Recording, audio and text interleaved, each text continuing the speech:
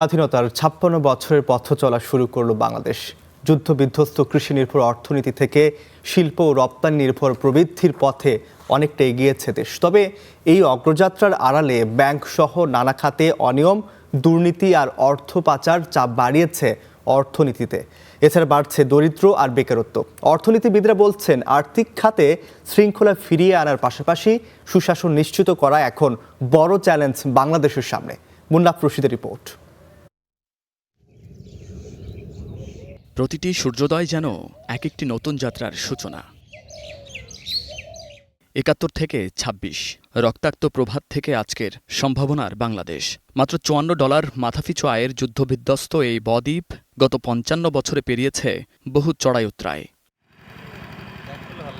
স্বাধীনতার পর কৃষিনির্ভর অর্থনীতি ধীরে ধীরে রূপান্তরিত হয়েছে শিল্পমুখী অর্থনীতিতে। খাদ্য উৎপাদনে স্বয়ংসম্পূর্ণতা এলেও কৃষক এখনও ন্যায্য মূল্য নিয়ে অনিশ্চয়তায় ভোগেন।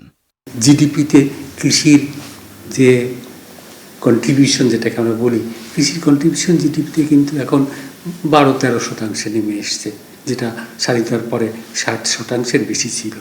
কিন্তু যদি আপনি কর্মসংস্থান দেখেন, সেখানে মোট কর্মসংস্থানের ৪০%-এরও বেশি কিন্তু কৃষিতে রয়ে গেছে। ব্যাংক খাতের কথা চিন্তা করেন, আপনি মূল্যস্ফীতির কথা চিন্তা করেন, আপনার প্রবৃদ্ধির কথা চিন্তা করেন, কর্মসংস্থানের কথা চিন্তা করেন, প্রতিটি ক্ষেত্রেই কিন্তু আমরা আমাদের যে কাম্য অগ্রগতি তার থেকে কিন্তু অনেকটাই পিছিয়ে আছি। জেগে উঠেছে তৈরি পোশাক শিল্প, যা এখন রপ্তানির শীর্ষ খাত।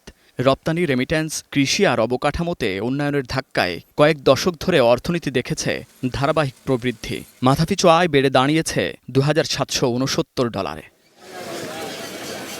তবে এই অগ্রযাত্রার পথ ছিল না স্বচ্ছ। হাসিনা আমলের ১.৫ দশকে উন্নয়নের বয়ানের আড়ালে দেশ থেকে পাচার হয়েছে ২৭ লাখ কোটি টাকা। ব্যাংক খাতে অনিয়ম, ঋণখেলাপি আর অর্থ পাচারের অভিযোগে কলঙ্কিত হয়েছে দেশের অর্থনীতি। একই সময় বেড়েছে ঋণের বোঝা।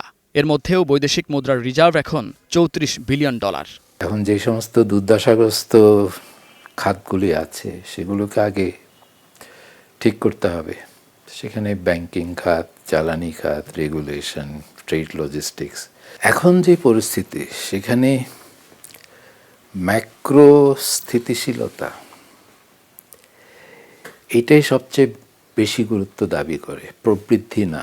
মানে দুর্যোগের সময় অর্থনীতিকে টিকিয়ে রাখা, সেটাই হয়ে যায় প্রথম চ্যালেঞ্জ। দেশে এখন দারিদ্র্যের হার দাঁড়িয়েছে ২৭.৯৩%, আর বেকারত্ব উদ্বেগজনক। এর সঙ্গে যুক্ত হয়েছে ঋণ ও সুদের বাড়তি চাপ। ২৪-এর অভ্যুত্থান ও অন্তর্বর্তী সরকারের ১.৫ বছর পর নতুন সরকারের সামনে এখন বড় চ্যালেঞ্জ অর্থনীতিতে আস্থা ফেরানো। জ্বালানির নিরাপত্তা, খাদ্যের নিরাপত্তা, এই দুটো নিশ্চিত করাটাই সবচেয়ে বেশি অগ্রাধিকার পাওয়ার দাবি রাখে। ঋণ সৃষ্টি করে বাজেট ঘাটতি, সেই বাজেট ঘাটতি যাতে সীমিত থাকে। আর বাজেট ঘাটতি সীমিত রেখে ব্যয় যদি বৃদ্ধি করতে হয়, তাহলে রাজস্ব আদায় বৃদ্ধি ছাড়া বিকল্প নাই। আরেকটা বিকল্প আছে, সেটা হলো অপচয়মূলক ব্যয়গুলোকে কমানো। মানে এই ধরেন ফ্যামিলি কার্ড দিলাম, এটা তো দরিদ্র মানুষের সহায়তার জন্য, এবং এই ধরনের সময়ে এই ধরনের কর্মসূচির গুরুত্ব আরও বেড়ে যায়। আচ্ছা, ওইটাকে তো আপনি কমাইতে পারবেন না, কমানোটা যৌক্তিক হবে না। কিন্তু ওই অর্থায়নটা করতে হলে অন্য কোন জায়গায় আমি খরচ কমাতে পারি, কোথায় সুযোগ আছে, সেইটা তো চিহ্নিত করে সিদ্ধান্ত নিতে হবে। স্বাধীনতার ৫.৫ দশকে দাঁড়িয়ে ঋণ নির্ভরতা কমিয়ে বিনিয়োগ বান্ধব পরিবেশ নিশ্চিতে জোর তাগিদ অর্থনীতিবিদদের। Munnaf Rashid, Star News, Dhaka.